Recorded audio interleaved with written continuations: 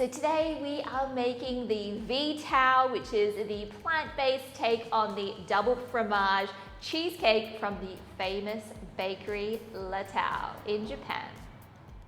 Tao was founded in 1998 and started out as a gourmet chocolatier. But over the years, it started introducing new products and bakery and patisserie items like this double fromage cheesecake. Now, what's unique about this cheesecake is it's kind of in the name, the double fromage. It has two signature layers, those being our silky, creamy baked cheesecake. And then on top of that, we have a fluffy mascarpone mousse.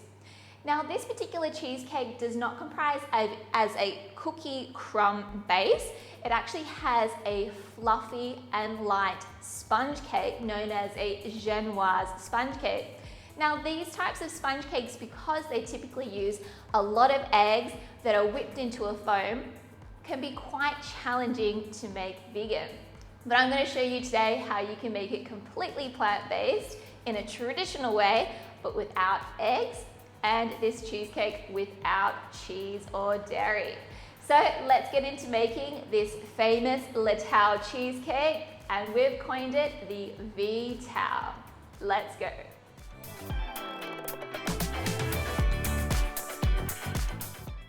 So to make our plant-based Genoise sponge cake today, in your recipe linked in your course dashboard, you will find that there's two variations on this recipe. You can make it traditionally, so with the gluten or wheat-based flour, or you can also make this one gluten-free. You'll find all the information there. Today I'm going to be making a gluten-free variety. However, the method is exactly the same, so you can follow along. So now we're just going to line our cake form. So I'm using an 18cm mousse ring, and you can use these for so many different applications. So today we're going to put our sponge cake in there, and I've just taken some oil and we're going to grease that. You can use some grease spray or even just rub some oil over there. And then just place a ring over the top. Now, I don't want to grease the sides. I actually do want the sponge cake to stick to the sides, and that's going to help us give a little bit more stability and hold onto that volume. And we're just going to carefully wrap around our foil.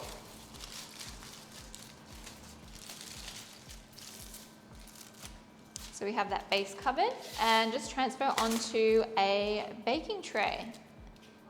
All right, so I've mise en place all of my ingredients. We're gonna start off with preparing our vegan egg. And today I'm using our panis egg, which is going to replace all the functions of eggs. So I'm gonna combine that with my water measurement. Now, to give it an egg yellow color, I'm using a small amount of turmeric. So I'm gonna add that to our water too. And because this plant-based egg doesn't have any fat, we're going to be adding a little bit of vegetable oil. And just you want to use a light or a neutral flavored oil. Today I'm using sunflower oil. So once you have all your ingredients in your bowl, we're going to start whisking this together on a low speed for a couple of minutes until everything is combined.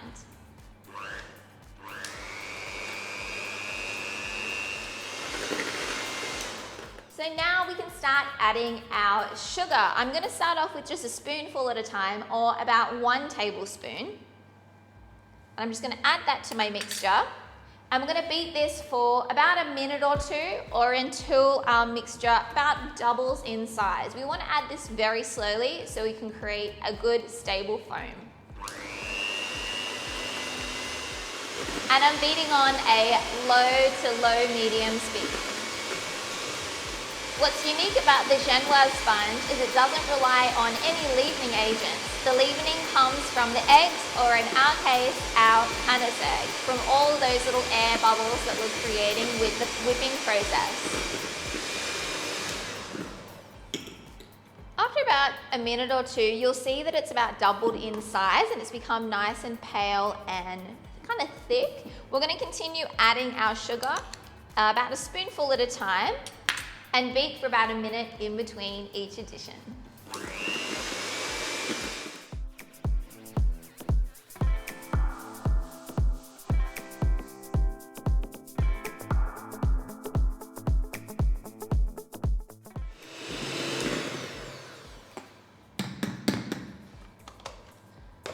So once we have this lovely thick ribbon-like texture, as you can see when I'm lifting up the batters, it's not like a soft peak, but we can do a figure 8 and it will take like maybe 5 to 10 seconds before it will meld back into itself. So it's nice and thick, nice and fluffy, and this is going to be leavening our sponge cake today. So we're going to add our flour in 3 additions. And as mentioned, you can use the gluten-free option or wheat flour.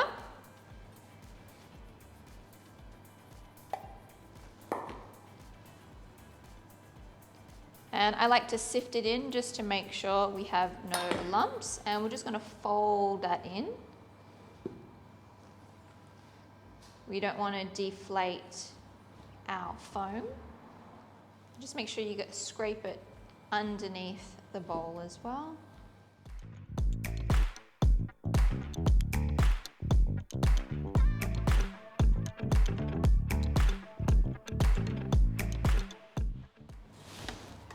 Now I also, just right at the end, I like to get a whisk and do a few folds with the whisk, just to ensure that we don't have lumps in our sponge cake, and we don't want to deflate it too much either or overwork the batter.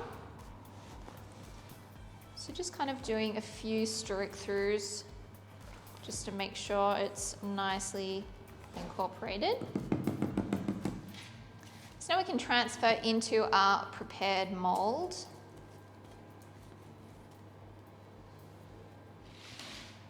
Just smooth the top out. Just give that a nice good tap. We don't want any large air bubbles in there. Now we can get this going into the oven.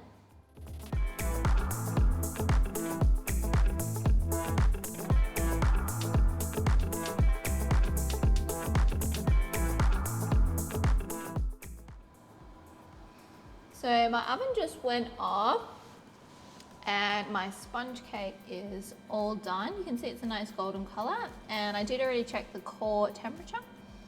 It's at 95 degrees Celsius, so I know it's completely cooked through. I'm going to actually let this cool in the oven just to ensure our sponge cake doesn't collapse. So we're just going to be nice and gentle with the cooling, and we'll come back in a couple of hours before we cut this and set it into our cheesecake base.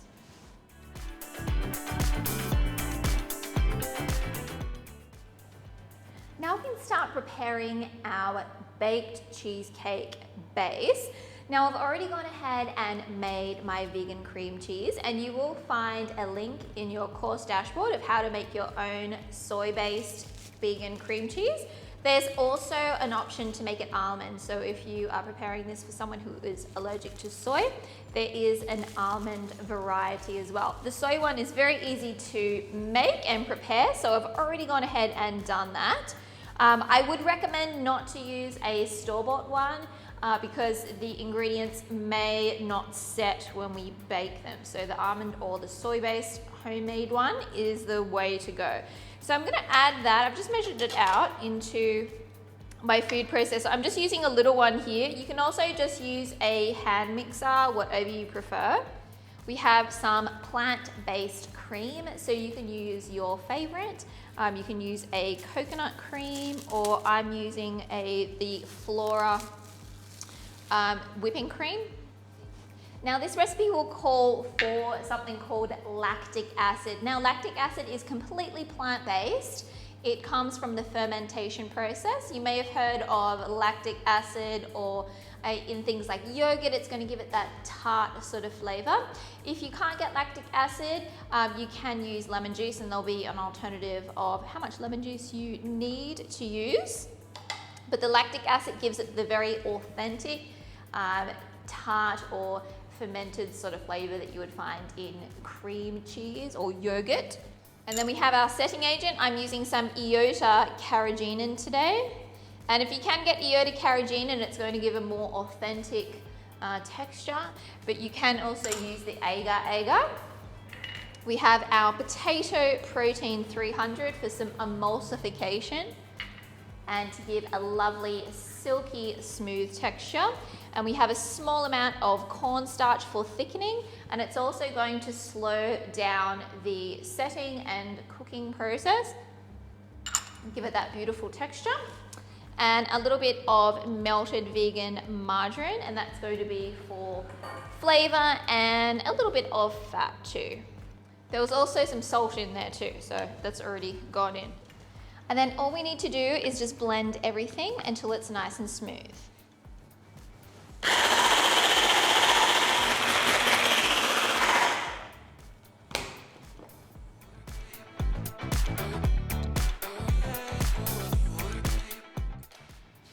So now that our cheesecake filling is done, I'm going to start cutting my sponge cake. So it's completely cooled down now. And I'm just going to run my knife around the edges just to release it.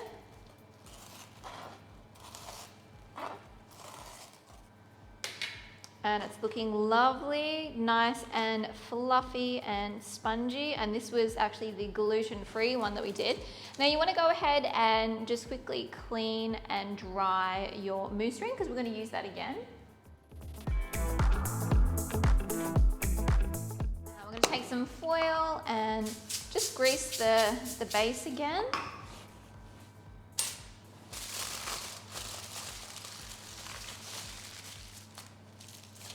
And this time we are going to grease the sides as well.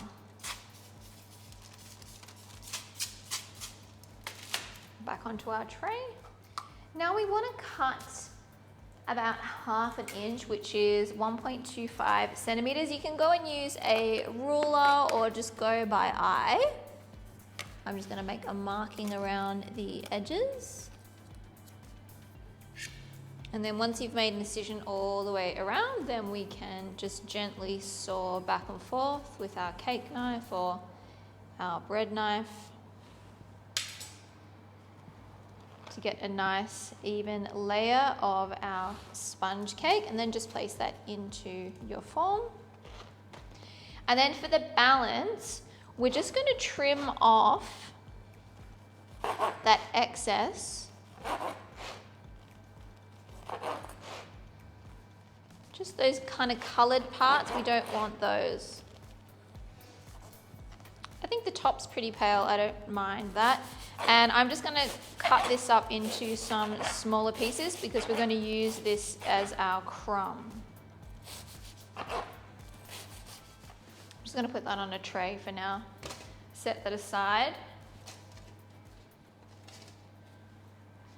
So now that we have our nice layer of sponge cut, we can top it off with our baked cheesecake batter.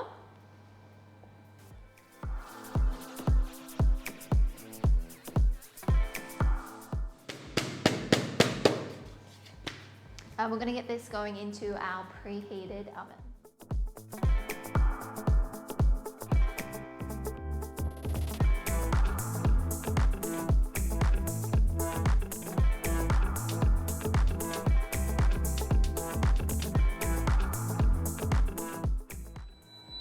Okay, so our cake is ready, our cheesecake. I just wanted to show you guys. So it's actually puffed up quite a lot, almost like a souffle.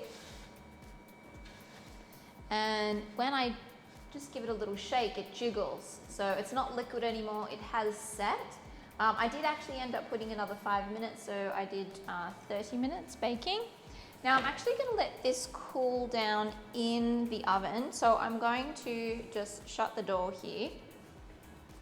And I'm going to let this guy cool down in the oven completely. It is actually going to sink down a little bit. That's totally normal because that's our potato protein is really puffed it up, given that lovely texture that we're looking for. And it is going to fall down a little bit. So that's completely fine. We're going to let this cool down in the oven for about 2 or 3 hours before we put it in the fridge for at least 3 hours. So we're going to do that now. I'm going to set that aside. So if you've never prepared a pastry cream before, I'm going to go through all of the steps how to do that. The way that we are creating our pastry cream today is very much the same as you would create one with traditional eggs. So pastry cream is essentially just a custard, a cooked custard containing eggs, cream, milk, and sometimes butter. But of course, we're going to make everything plant-based today. So the first thing that we need to do is prepare our vegan egg. So we are using our panis egg today, so our vegan whole egg replacer. And I'm just going to add that powder straight into our measurement of water to start hydrating it. And what the egg is going to do, or in our case, our vegan egg, is emulsify our ingredients. It's also going to have some setting agents as well. So as it heats up, it's going to set. As it cools down, it's going to set. It's also going to give a nice creamy texture to our pastry cream as well. I'm also adding a very small amount of turmeric, and that's just going to give us that egg yellow color, and that's optional. You don't have to use it, but I think it makes it look even more authentic. And I'm just going to whisk those together just to start the hydration process so we can start activating all of those functions. Now to that, we're going to be adding our measurement of sugar, and I'm just using a white granulated sugar. And to this mixture, our vegan egg and the sugar, we're also going to be adding our starches. Now in traditional pastry cream, you do use a starch. We typically use cornstarch or flour, but to make it gluten-free today, we're using the cornstarch. So we can use it for both gluten-free or for the traditional. And also some pudding mixture, vanilla pudding mixture, or what we call custard powder. And what this is a heat activated custard powder. So it's essentially just a starch with some flavor and color, but this is used a lot in the pastry kitchen to give the authentic taste and texture, and also add a little bit more thickening and a bit more color as well. So we'll just add that together, and we're going to whisk all of that. And then we'll be left with like a paste consistency. Okay, so we're going to set that aside. And while that is hydrating, we're going to start heating up our plant milk and our plant cream. You can use any type of plant milk that you like. I always like to use a unsweetened variety. So I'm using soy milk today, but oat milk works really well. Or if you like almond milk, you can use almond milk. And some vegan plant cream, so you can use coconut cream, or one of my favorites is the Flora plant whipping cream, which you can use for heat activated applications. So we're going to add that with the cream just to give it a bit, with the milk, just to give it a little bit more creaminess and richness. The margarine we're going to set aside. I'm going to add that at the end. So we're just going to slowly bring this up to 80 degrees Celsius. And because this is such a small quantity, I have opted to use a very small saucepan to make this pastry cream. You can just go by eye for the temperature, or you can use your probe thermometer. As soon as we get to 80 degrees Celsius, we're going to take about a third of this mixture and transfer it in with our vegan egg and starches.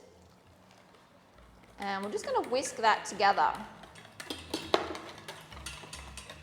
When we do this with traditional eggs, this is what we would call tempering the eggs. So we don't want to engage it with too much heat all at once, otherwise you end up with a scrambled eggs. And you will get a similar result when you're using panis egg because it has all of the same functions that eggs do. So we're just going to do it in the same way. So the method is very similar. Okay, so we're going to get this back onto our heat. We're going to pour that starch and vegan egg into our remaining plant milk and cream whilst whisking. Let's make sure you get all of that in there.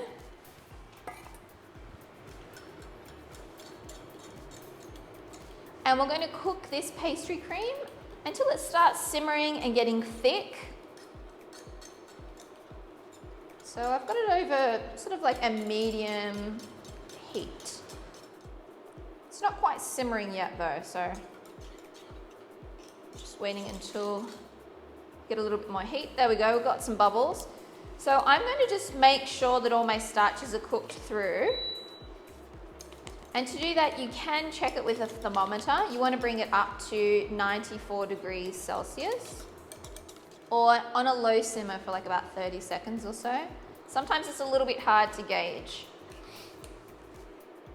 Another trick to tell whether the starches are cooked is just to get in there with a little spoon and give it a taste and make sure that you don't have any raw flour kind of flavor. There we go. So I've just switched the heat off. You can see the colors come out now too, that from our custard powder and the turmeric together. It's got a very authentic pastry cream color. Now I'm going to be adding my vegan margarine, and I use a firm variety, which is like a high fat variety. I'm just going to whisk that in until it's nicely emulsified. Now I want my pastry cream to cool down very quickly, so I'm just going to pour it onto this tray. So I've got some more surface area. Don't worry if you take it out and it looks like a little bit lumpy, because we're going to blend it later until it's smooth. And just some cling wrap to contact. And just to cool that down super fast, I'm just going to put this into the refrigerator, or you can even put it in the freezer for like 15 minutes, 10-15 minutes, and that will cool down so we can process it and move on to the next step.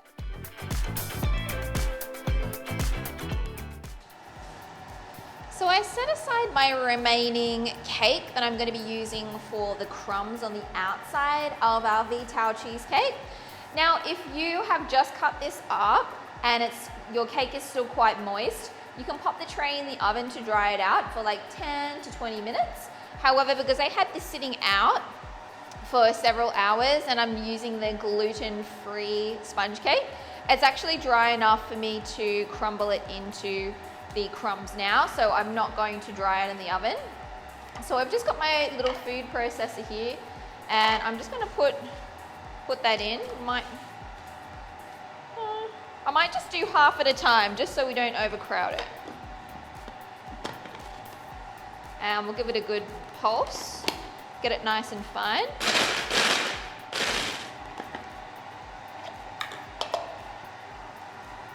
Yeah, that looks good. So we've got like a nice fine crumb situation.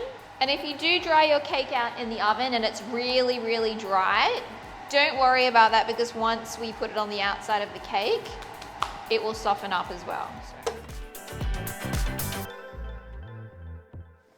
If you're not using your cake crumbs right away, just transfer them into a container that can go into the refrigerator for at least a week, or you can also make this ahead of time and keep them in the freezer as well.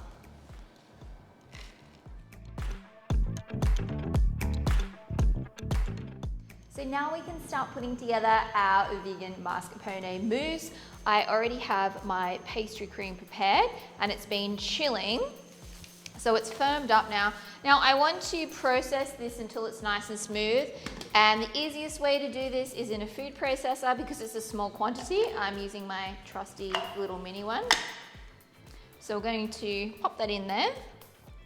And you can see with that panis egg, it's got that nice elastic texture that you get from a traditional egg custard or egg pastry cream. So it's really going to have a very authentic texture.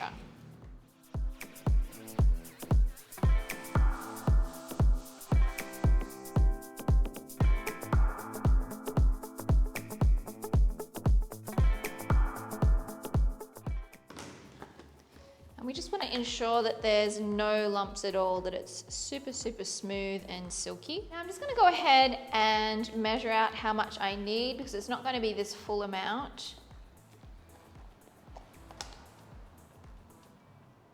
Okay, perfect. And you can snack on the rest.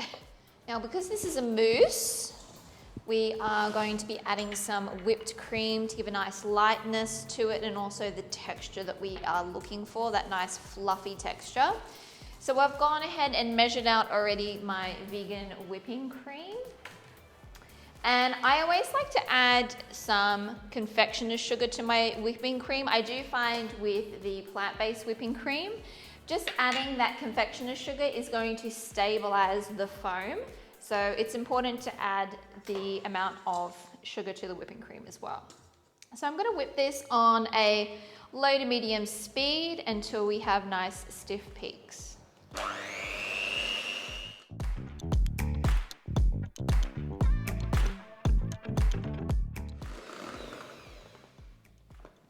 Now we've got nice stiff peaks, we can set our cream aside. Now in my other bowl here, I have my vegan cream cheese, which I've already prepared, our fromage frise. And I'm just gonna beat this until it is nice and smooth. Sometimes it can get a little bit firm in the refrigerator. We just want to, make sure it's smooth. Okay, lovely. Now in my two little bowls here, we have some more confectioner's sugar. And then I have my iota carrageenan.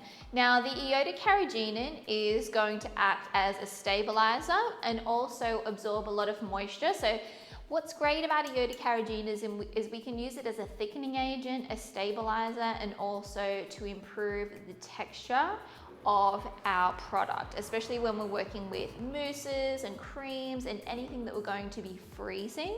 It's really going to improve the quality, our freeze thaw stability, and it also gives an additional creaminess to our vegan dairy alternatives. So I really love it in this recipe, and I always like to mix my iota carrageenan or any type of functional ingredient that can clump up with a little bit of sugar.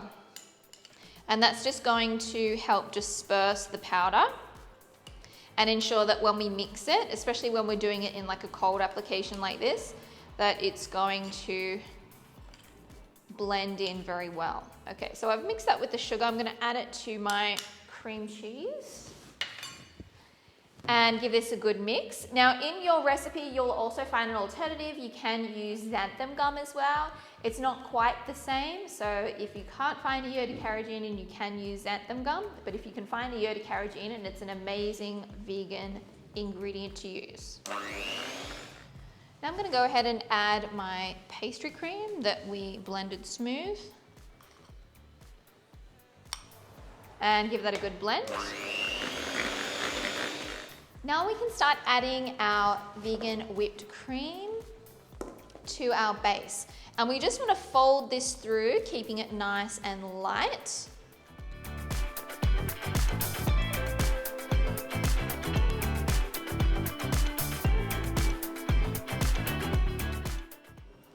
And we just want to keep on folding until we can't see any streaks of our whipped cream. So I've had my double fromage cheesecake. It has cooled in the oven for a couple of hours, and then I had it in the fridge for a few hours. So it's completely set now. And you'll notice if you touch it, it is a lot softer than, say, a traditional New York style baked cheesecake. And that's completely normal. That's the texture that we are going for. And it will have shrunk a little bit or reduced down from when you first saw it in the oven when it was done. So that is normal, that's why it's kind of a little bit wrinkly. We're gonna put our mousse on top now.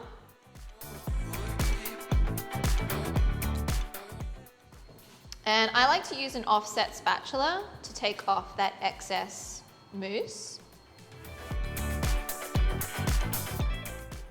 Now you're gonna have some mousse left over, maybe not as much as mine, but just pop that into the fridge because we're going to be using this later when we start decorating.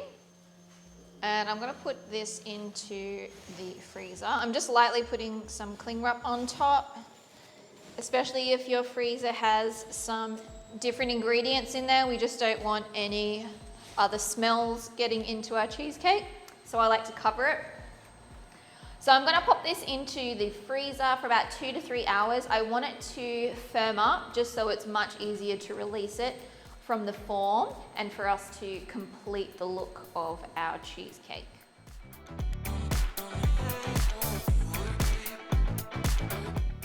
So our cheesecake has been in the freezer for a few hours and it's firmed up nicely. Now we're going to remove that form So what I've got here is a paint stripper gun, but you can even use a hairdryer or one of those firing tools that you use to making brulees.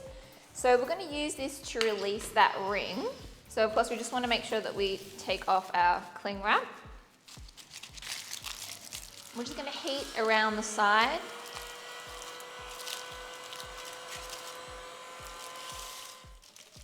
Okay, so I can feel that it's loosened up. Another little trick that you can do is put like a bowl or something underneath to pop your cake on top and just carefully pull down.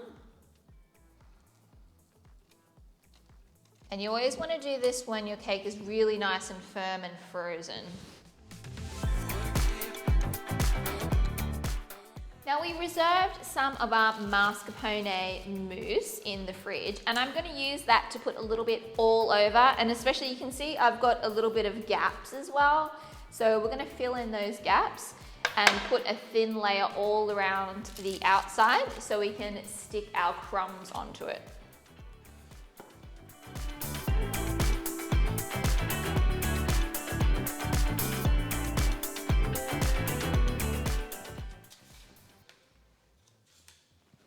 And this doesn't need to be perfect, you just want to get a fairly even thin layer all over your cake. And if your cake is really, really frozen and it starts freezing up on you before you can put your crumbs on, you can just heat it up a little bit with your heat gun or a hairdryer. Now I like to use gloves for this because it can get a little bit messy. We have our cake crumbs that we prepared earlier.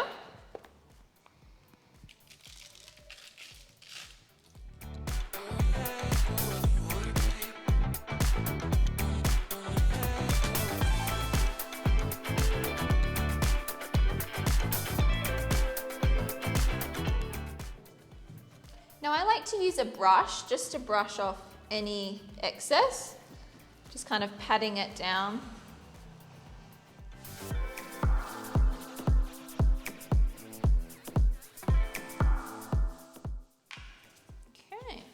So once you're happy with the amount of crumbs on your cake, we can transfer it onto a cake board, and I like to put a little bit of my mousse just down the bottom just so the cake will stick.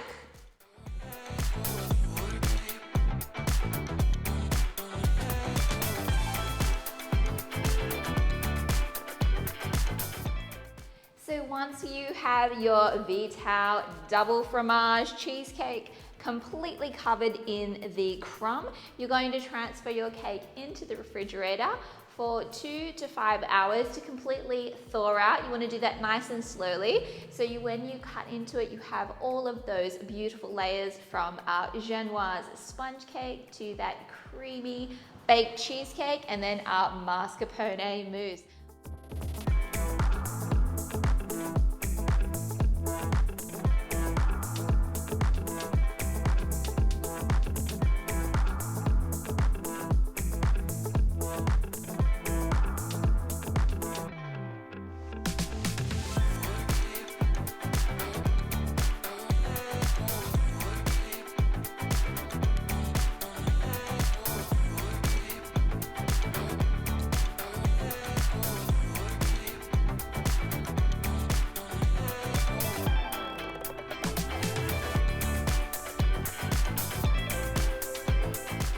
I hope you enjoy this recipe, and I will see you in the next one.